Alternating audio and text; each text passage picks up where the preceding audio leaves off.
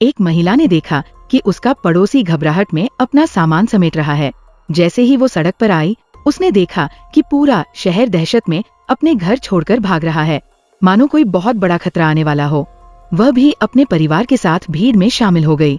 लेकिन शहर से निकलने वाली सड़क पर पूरी तरह हथियारों से लैस सेना पहले से तैनात थी।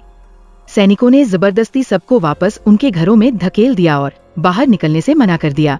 लोग डर से कांप रहे थे, लेकिन सरकार के आदेश के सामने कोई कुछ नहीं कर सकता था। तभी अचानक पहाड़ी की ओर से 2 फाइटर जेट्स आसमान चीरते हुए आए। बिना किसी चेतावनी के उन्होंने शहर पर आग बरसाने वाले बम गिरा दिए।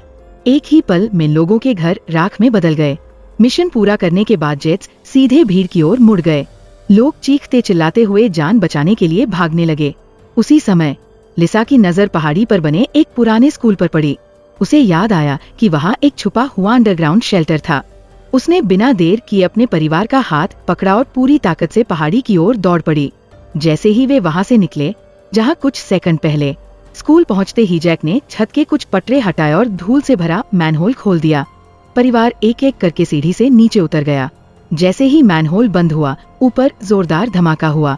हैरानी की बात यह थी कि अंदर खाने पीने का भरपूर सामान मौजूद था। बाहर क्या हो रहा था उन्हें कोई अंदाजा नहीं था, लेकिन फिलहाल वे सुरक्षित थे। काफी समय तक वे उसी अंधेरे कमरे में जिंदा रहे। एक दिन उनकी बेटी अब और सहन नहीं कर पाई। माता पिता के ध्यान न देने पर वह चुपके से सीढ़ी चढ़ने लगी।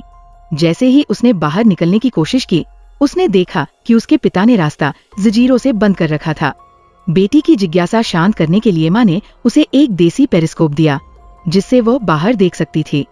बेटी ने उसे वेंटिलेशन पाइप से बाहर निकाला। जो उसने देखा, उसे देखकर उसकी सांसें थम गईं।